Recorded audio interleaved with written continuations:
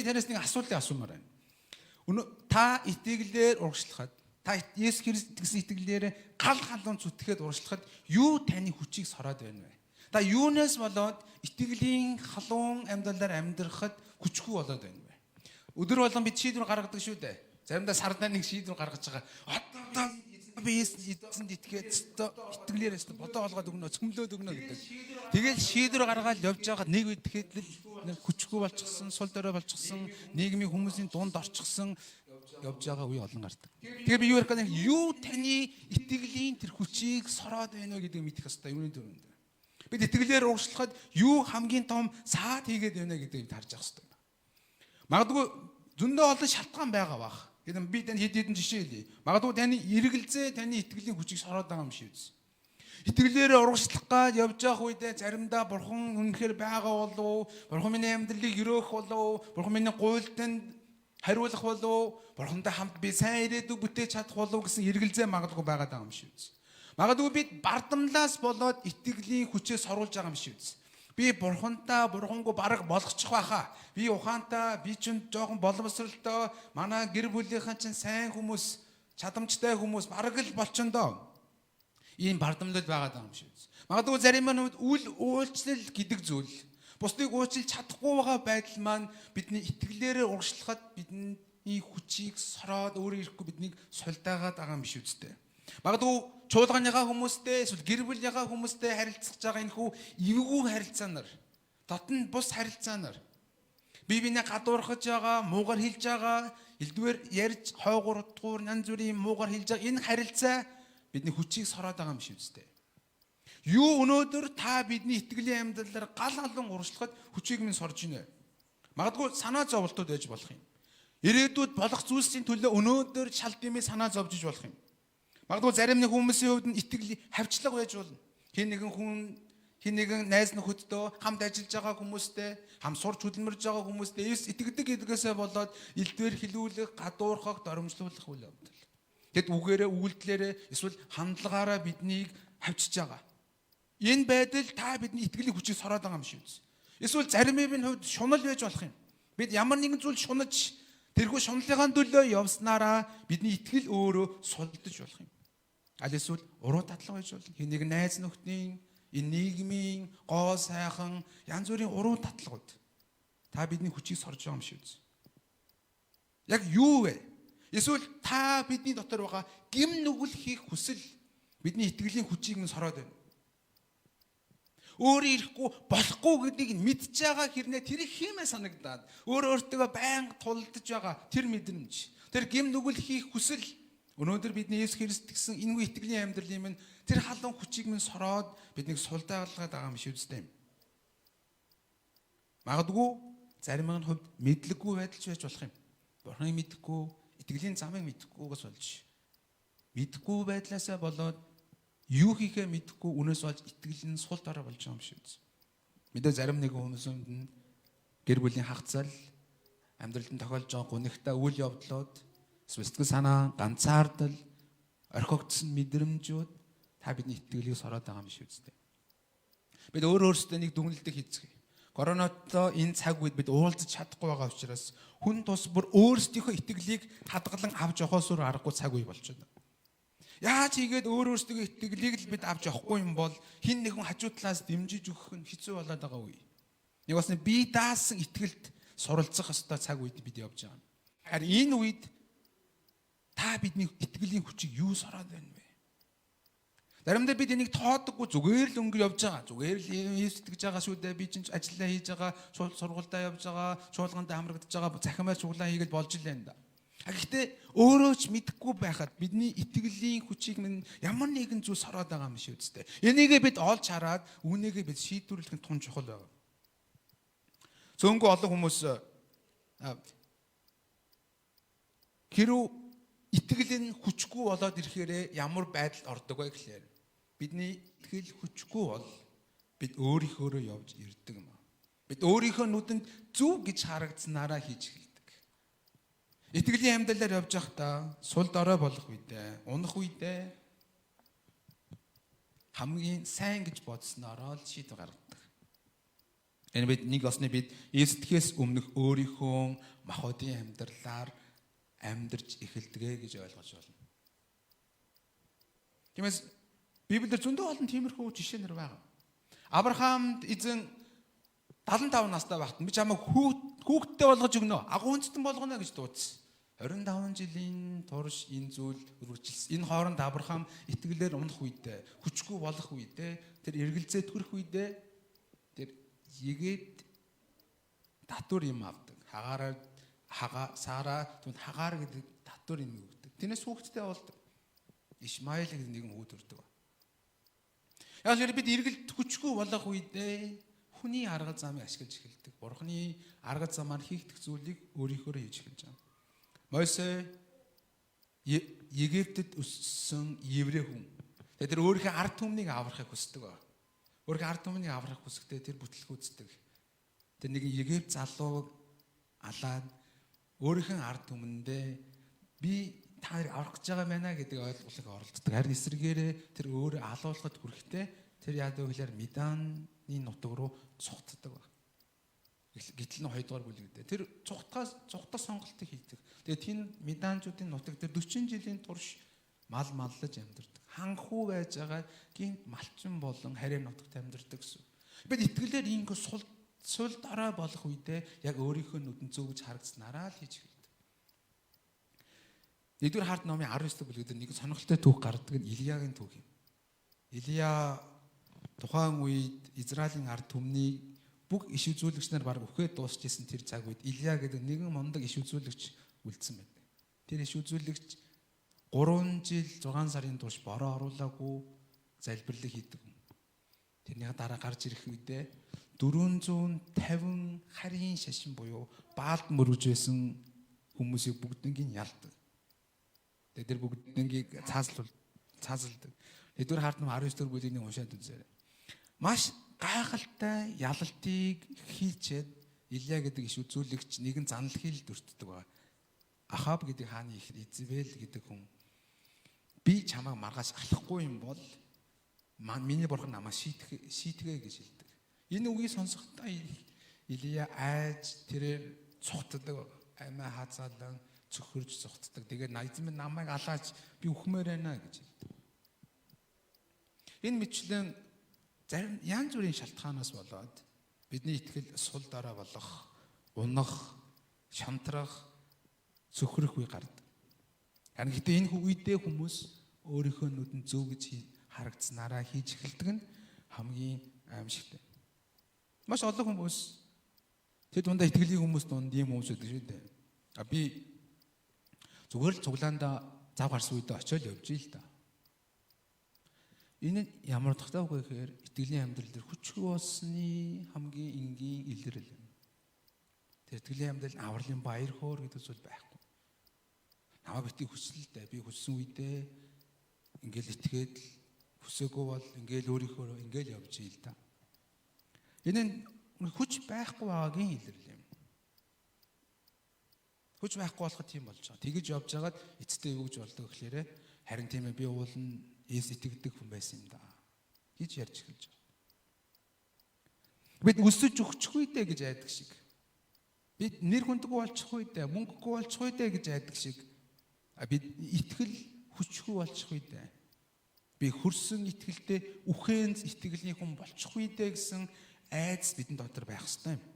Гэтэ би сайн айдсан талаар ярьж байгаа юм. Үр сэрэмжлэх ёстой талаар ярьж байгаа гэсэн үг. Би нарийн нэг асуулт асууя. Магадгүй та хүчгүй итгэлээр хүчгүй болох үед хэрхэн итгэлээр хүчтэй болох арга хэмжээ авдаг вэ? Итгэлээр хөрөөд байгаа үед хэрхэн итгэлээр хүчтэй болохын төлөө ямар үйлдэлүүдийг гаргадаг вэ? Одоо хариулах хүн байвал дор хариулдаг гэж. Ямар хариу үйлдэл гаргадаг вэ? Мэдгүй зарим хүмүүсийн хувьд нь тоохгүй орхидог байх тийм үү? Итгэлээр хүчгүй болоод байдаг, өөрийгөө тэрийг мэдээд байдаг. Нэг л авралын баяр хөөр байхгүй болоод өмнө магтан дуулах үед эзний оршууд мэдэрдэг байснаа сүүлдээ магтан дугааж мартаж эхэлж байгаа, мэдрэхэ болж эхэлж байгаа энэ үед. Яах ёстой юм болоо? Ямар хариу үйлдэлтэй авч ийн бэ? Зарим зүгээр л орхиод байна уу? Чимээгүй орхиод заас аяндаа болно гэж корона дуусна гэж тэгж байгаа бол болно гэж ярих гэж байна. Ер нь монголчууд бид чинь хэнэггүй зантай. Тэг юун сүртэй ингэдэг гэх гээд байна. Тэгж байгаа болно үстэй. Итгэлийн хувьд ч яг тэр хандлагаар хандж байна уу? Тэгээ зарим хүмүүс ингэдэг нэг сайхан залбируулчих юмсан да. Алгаж байгаа пастраа нэг сайхан залбируулчих юмсан. Тэгэл гой болчихно да гэж боддог. Мэдээ залбируулдаг. Тэгэл тэр үед сайхан боллоо. Тэгээ гараад 5 минутын дараа 10 минутын дараа нэг өдөр 2 өдрийн дараа тэр чинь дахиад л эхэлнэ шүү дээ. Харин зарим нэг хүмүүс сэргэлтийн цуглаан суух юмсан. Тэгээ сайхан гэл хашгираа залбираад орилоод явж идэл тэгэл гой олон доо хүчтэй болчихно доо. Сэргэлтийн цуглаан болохгүй мó хизээ хийх юм хөө асуулт асууж. Өө зарим нэг хүмүүсийн бүр сонирхолтой нэг сайхан загнуулах юмсан. Пастор дахлсны сайхан загнуулж ууланд ухаартдаг доо. Би нэг загнуулж ижлэм хийдэг хүндээ. Нэг сайхан загнуулж ууланчдаг гоё явчихна да. Намаа нэг ташуурдаад өгөөс иймэрхүү юм ярьж байгаа юм шиг. Ахын тиймэр хүний онцлог тийм байж болох юм. Гэт энэ ч гэсэн удаан явахгүй зүйл шүү дээ. Ингэж хүчийг олж авна гэж байхгүй маа. Зарим нэг хүмүүс итгэлийн хүмүүс нэг сайхан итгэлийн талаар ярилцсан юмсан. Нэг хүнтэй нэг сайхан суугаад ярилцсан юмсан гэж бод. Мэдээ энэ бол маш үр дүнтэй арга. Итгэлийн мундаг хүмүүстэй ярилцаа суух чинь гоё. Харилцсан бие биендээ ивэл болж байгаа. Зарим нэгэн итгэлийн хүнтэй яриа суусны дараа босоод гэрлүүгээ явах үед маш би хөнгөрцөн тэм эзний оршихуйг мэдэрсэн явж идэг. Харин зарим нэг хүнд итгэлийн хүнтэй яриа суухад сэтгэлийн дарамттай болсон явж явах үе ч гэсэн байгаа шүү. Энэ ч гэсэн сайн үр дүн авчирдаг. Зарим нэг хүмүүс амарна, шууд амарна, юу ч хийхгүй амарна. Тэгвэл хүчтэй болно гэдэг. Мэдээ зарим үед хэрэгтэй болдог ч гэсэн итгэлийн хувьд хүчин суларсан байгаа үедээ амруул тэгэл тэр чигээрээ л амрах гээд байгаа юм да. Ганц нэг удаа хэрэгтэй. Зарим нэг хүмүүсийн хувьд хэсэг хугацаанд Библи уншдаг. Уншихгүй байж байгаад нэг өдөр 10-20 нь уншдаг. Тэгээд хүчтэй болно гэж андуурдаг. Өнөөдөр та бид итгэлийн хувьд унаад бүдэрхэх үедээ хүчгүй болох үедээ ямар арга хэмжээ авах вэ гэдэг чинь тун чухал юм. Ерөөсөө учрал гэж хийж байгаа тийм үү? Хэдэн жилийн өмнө над дээр нэг хүн ирээд би ингээ ерөөсөө учрал сумаар байна. Тэгээ шуулганд явахгүй явж байгаад ирж байгаа байхгүй юу? Тэгээд ерөөсөө учрал суун ихээр гайхаа яаж байгаа гэсэн чи би дахин шинээр эхэлмээр байна. Би одоо эзнийг орхиод олон жил боллоо. Нилээн ингээд хэцүү байна. Ер нь одоо дахин итгэлээ шинээр эхэлж байгаа. Ер нь би тэгэл бүх нэг шинээс нь эхлэх гэж байгаа учраас ерөөсөө учрал би суух гэж байна. Тэгэхээр тааж одоо өмнө нь сууж исэн, бас үйлчилж исэн хэрэг байна уу да? Таны мэдж байгаа юмнууд байгаа ш. Үгүй. Уусаа би шинээр эхлэх гэж. Тэн тэр хүн над зөндөө ятгсан. Тэгээд окей, би зөвшөөрсөн. Тэр ерөөсөө очиж суусан. Тэгээд тэр хүн гоё байна гэсэн дууссан. Алгуулсан. Би тэр үедээ л гоёсэн. Тэгэл сайхан байна. Шинээр эхэллээ бүх юм. Тэр ингэж хүч авахгүй мэ. Энэ нь бол нэг осны ядаж ийм нэг юу хөө нэг юм хар тамхич хүн хар тамхи татаад нэг хэсэг хугацаанд мансуураад гоё болж байгаа бол дахиад сэрэгдэгтэй адилхан. Зүгээр нэг ийм хэсэг хугацаанд ивэл өгж байгаа хэсэг хугацаанд бидний итгэлэг жоохон ингээ босгож өгж байгаа л зүйлсүүд. Хэрэггүй гэж би ярихгүй ба. Гэхдээ энэ бол байнгын хүч өгцөл огт биш. Энэ зүгээр пуужингийн хэсэг зуур түлхэх хүчил болж байгаа зүйлсүүд. Харин энэ үедээ тэгвэл бид яаж итгэлээр хүчтэй болох вэ? Бидний итгэл сулдрах үедээ, унах үед бид яаж итгэлийг дахин сэргээх вэ? Библи хэлдэг шүү нэ. Та нар халуун эсвэл хүйтэн бай. Бүлээн байгаад байвал бөөлжнө гэдэг. Тэгвэл бид хүйтэн болчихгүй тулд яаж халуун итгэлийг бий болгох вэ? Эзний талаар бодох үедээ, магтан туулах үедээ нулимс тусалж дотор огшиж ирдэг байсан тэр халуун авралын баяр хөөртэй мэдрэмжүүд яаж сэргээх вэ? Нэгэн удаа Окан Хим гэдэг пастрын номлыг сонсож байгаа үед би тэр номлыг ерөөсөө мартдаг юм. Тэр пастор нэг зөвлөгөө өгсөн. Та нар итгэлийн хүчтэй байхын тулд энийг хийгээрэй гэж. Тэр юу гэхээр тэр хүн хэлэхдээ өдөрт 10 минут Есүс загалмай дээр юу хийснийг санаж яваарай гэж хэлсэн. Би тэр номлыг сонсноос хойш миний амьдралд маш том хүч болж байгаа зүйл тэр. Хичнээн зөвхөрмөр, ядармаар, болмоор, унмаа санагдсан чи. Есүс загалмай дээр юу хийсэн бilé? Есүс загалмай дээр миний төлөө, миний гэр бүлийн төлөө, энэ үндэсний төлөө юу хийсэн бilé нэг бодохоор өөрөө ирэхгүй хүч гарч ирж байгаа. Өөрөө ирэхгүй дахин урагшлах хүч, уучлах хүч төвчээд за энэ угаасаа дуусандаа гэх тэр хүч гарч ирж байгаа. Есүс загалмай дээр юу хийснийг битэн мартаач. Есүс загалмай дээр юу хийснийг өдөрт 10 минут бодож байгаач. Хаяа явж байхдаа үе бодож. Өглөө босохдоо залбир дундаа дуртаач. Есүс загалмай дээр юу хийснийг битэн мартаач. Энэ бол үнэхээр таны амьдрал дээр хүч өгөх зүйл юм аа. Амен. Чуулганыхаа бид Есүс загалмай дээр юу хийснийг мартахгүй бай. Тэгвэл танд хүчийг тэр өгөх. Харин бас өөр нэгэн арга бий. Бидэнд хүчийг өгдөг тэр зүйл. Тэр бол их эзний ариун сүнс юм ба. Юу гэнэ? Эзний ариун сүнс. Үйлс ном 1:8 дээр юу гэж хэлдэг вэ? Харин ариун сүнс та нар дээр ирвэл та нар хүчийг олно гэдэг. Ариун сүнс над дээр ирэх юм бол, ариун сүнс миний амьдрал дээр байвал, ариун сүнсний ариун оршихуй надад дээр байгаа цагт бидний итгэл хүчтэй, халуун, зоригтой, улам илүү урагшлах боломжтой байдаг гэсэн. Яг үнд хүчгүй болж ийн гэдэг чинь юу гэсэн үг вэ гэхээр ариун оршихуй, ариун сүнсний дүүрэн байдал алдагдаж байна л гэсэн үг юм. Та бидний итгэл нурмаагаал, унаалгаа бол ариун сүнсний оршихуй дээр бид дүүрэн байдлаа алдаад байна л гэсэн утгатайгаар ойлгох нь зөв.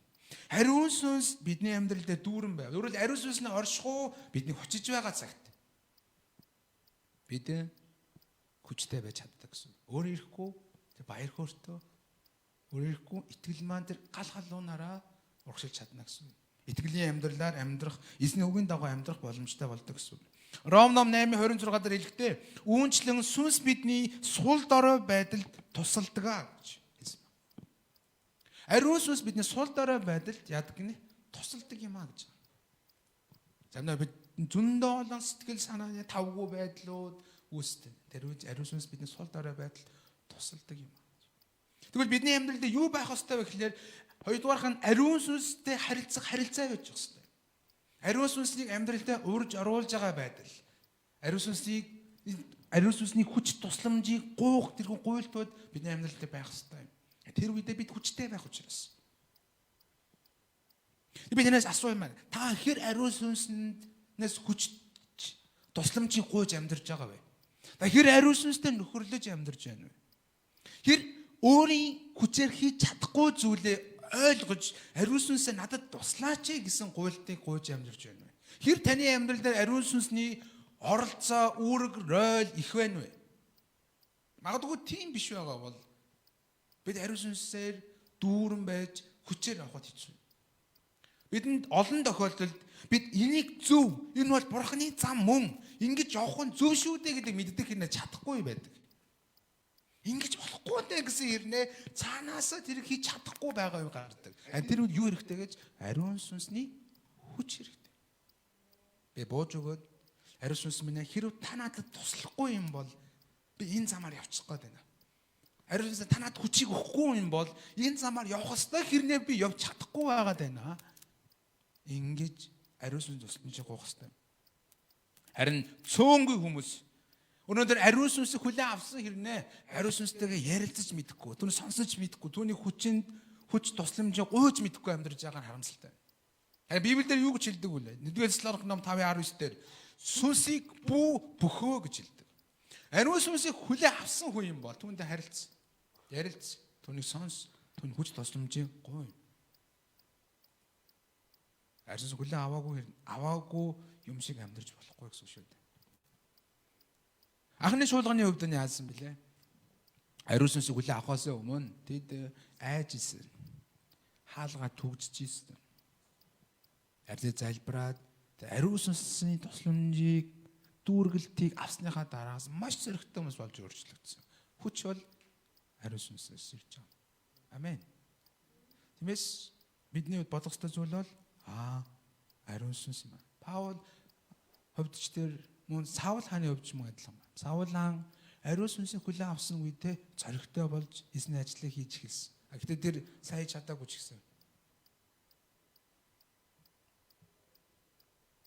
Миний ярьж байгаа ойлгож байгаа тийм ээ. Манай энд байгаа хүмүүс ч гэсэн. Тэр бид ариун сүнстэй хэр найзалж байна. Би энгийн асуулт. Таны дотор Бурхны ариун сүнс байгааг хэр мэдэрч байна вэ? Нэрээ байгаа юм болов уу үгүй юм болов? Та бид нохотоо, гахаатаа, тэмээтэй, ан амьтантай адилхан гэж юу? Зарим хүмүүс яг л амьтныхаа шинжээр амьдраад байгаа юм. Зүгээр ингээд идэж угаад ингээд өвдгөр яваад ингээд дотор ариун сүнс байна уу? Бурхны сүнс байна уу? Мэдж байгаа ч юм байна. Тэгэж болохгүй. Тэгвэл бид хүчгүй байх болно гэсэн. Би эхнийх нь ярьсан. Эхнийх нь юуг хараарай гэлээ? Загалмай гэсэн. Хоёрдугаарх нь ариун сүнсний тусламжийг үргэлж гойн залбирч өөрийнхөө хязгаарыг мэдэрэй.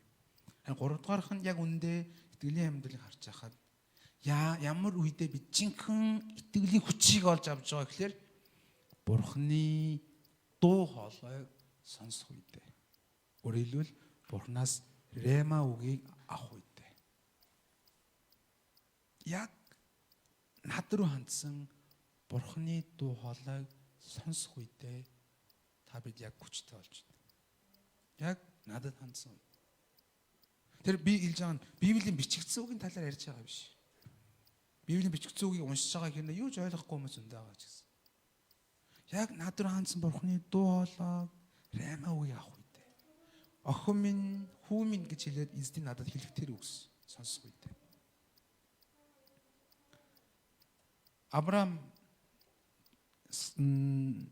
Авраам шүү дээ. Хүү Исмаилтай болсон үед эзэн дахин гарч ирээд түүний 99 настай байхад дахин хэлдэг. Авраамаа тэр чи дараа жил хүүхэдтэй болно гэж. Тэр дуу хоолойг дахин сонсоод дахин эргэлзсэн ч гэсэн итгэх сонголтыг хийсэн. Тэгээд дараа жил хүүхэдтэй болж чадсан. Мосе цөхөрсөн малчин болон явж явах үед Эхлэл ном 3 дахь бүлэг дээр эзэн бурхан шатаж буй бутнаас түүнд хэлдэг. Мосе шагаагаа тайл би чамайг Египтийн хүмүүсийг авруулахаар илгээж байна гэж. Эргэлдсэн зөндөө болсон ч гэсэн энэ үгийг аваад хүч ороод өмнө 40 жилийн өмнө бүтлгүүтлээ даван гараад дахин Израиль ард түмнийг аврахад тийш явдаг. Илия цөхөрцөн байсан бурхан минь би үхмээрээ. Үнэхээр амьдрал дутга алга гэж хэлдэг. Харин 1-р хаад ном 19 бүлэг дээр эзэн түүнд хэлэхдээ би яг чамтай адилхан Баалд мөргөөгүй 7000 ирчүүдийг үлдээсэн байгаа. Чи ганцаараа биш ээ гэдэг үг хэлдэг. Бидээс нүүн өөр зөндөө олон үг хэлдэг ч гэсэн энэ үгийг сонсохдоо Илия хүч ороод дахиад үлдсэн ажлаа дуусгах нөлөө явдаг. Яг эзэн тань руу хандсан тэр үгийг хэлэх үед та бид өөр ирэхгүй хүчтэй болж эхэлдэг. Эзэн намайг ингэж харж байгаа юм байна шүү дээ.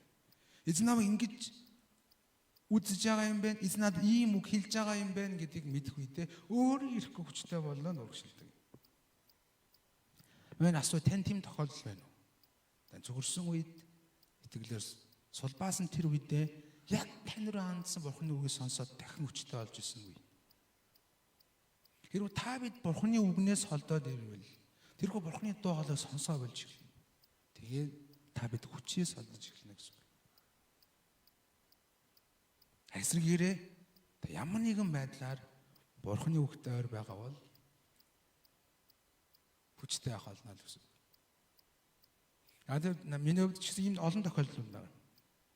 Үнэхээр эзэн талархшаа. Яг цөхрөгчсэн тэр үеийн эзэн үгээрээ босгож байгаа тохиолдол.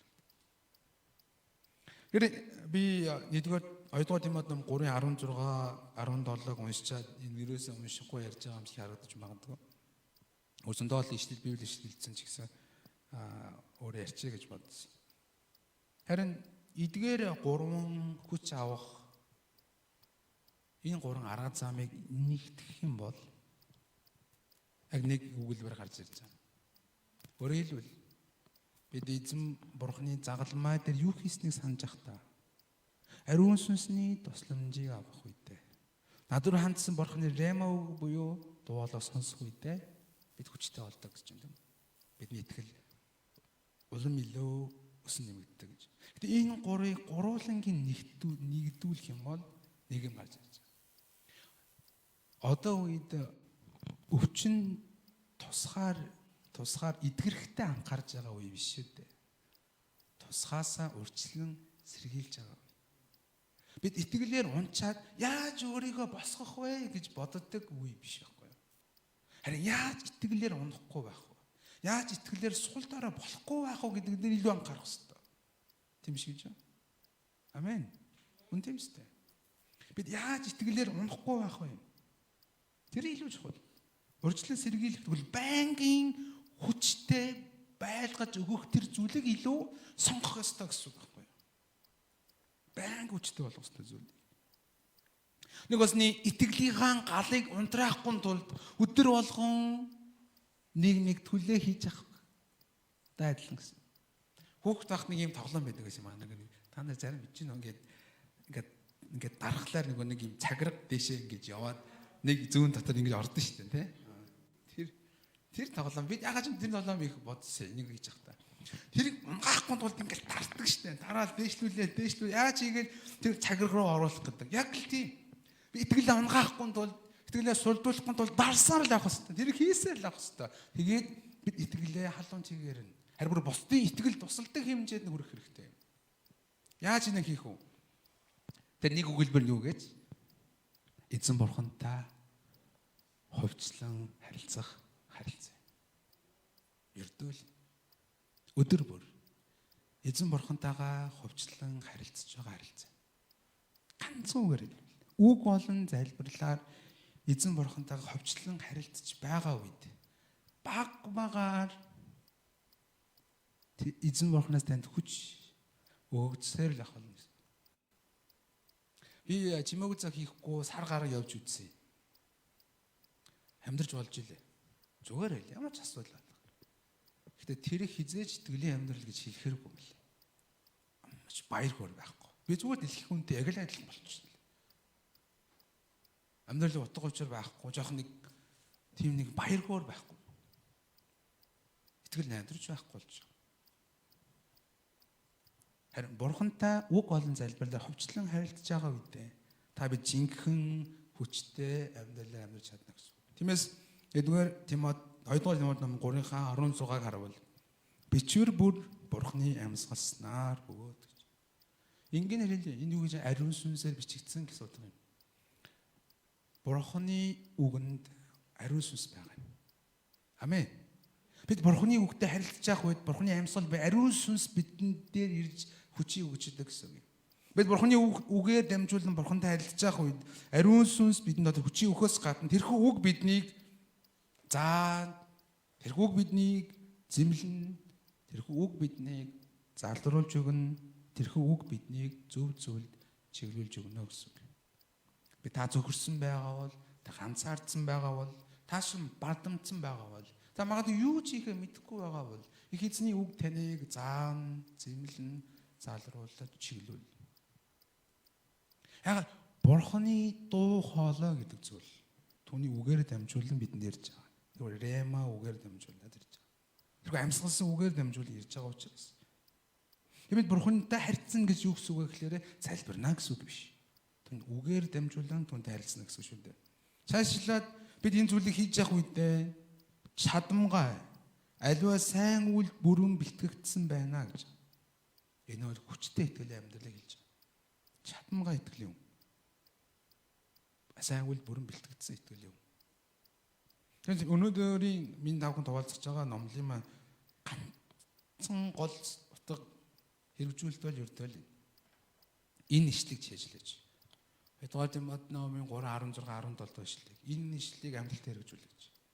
Бурхан үгээрээ дамжуулан таныг зэмлэх, заах, зөв чиглүүлэх, залруулах энэ боломжийг өгөөч.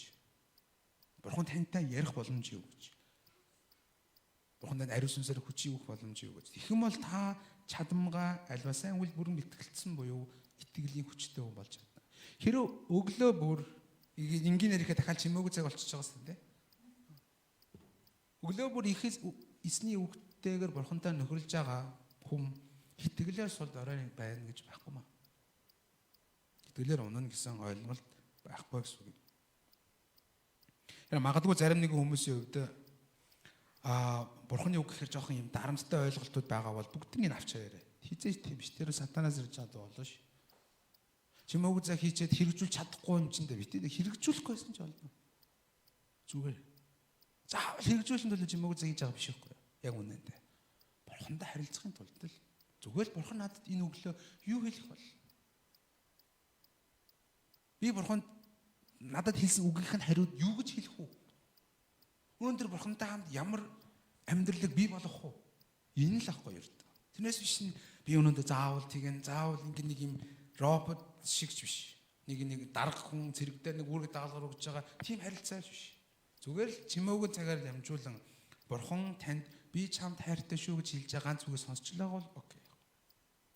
Тэр чимээгүй цаг болж байна. Окей. Сайн байна. Та урам зоригт явах бол. Амен. Өнөө сонсог нэмтэх юм бол бидний амьдрал дээр итгэлийн амьдрал бол олон хүчээр сулрах үе, унах үе гардаг юм аа. Олон итгэлийн бааtruуд дээр ч энэ зүйл тохиолдож байна. Магадгүй өнөөдөр таны хүчийг сороод байна вэ? Өнөөдөр итгэлээр та бид унцсан, сулбаачсан байгаа бол бидэнд туслах тэр гурван зүйл бол нэгэн зангалмайг бодох. Тэг юу хийснэ харах. Ариун сүнсний хүчийг үргэлж гойж байх. Ариун сүнсэнд найдах. Тэг түүний дуу хоолой сонсох. Гэхдээ бид үүнээс илүү бид өдөр бүр бурхантай үг болон залбирлаар харилцаж өглөө бүр их эзнийхээ үгээр түүнтэй харилцаж эхлүүлэх явдал. Энэ бол бидний өдөр бүр хүчтэй байлгах.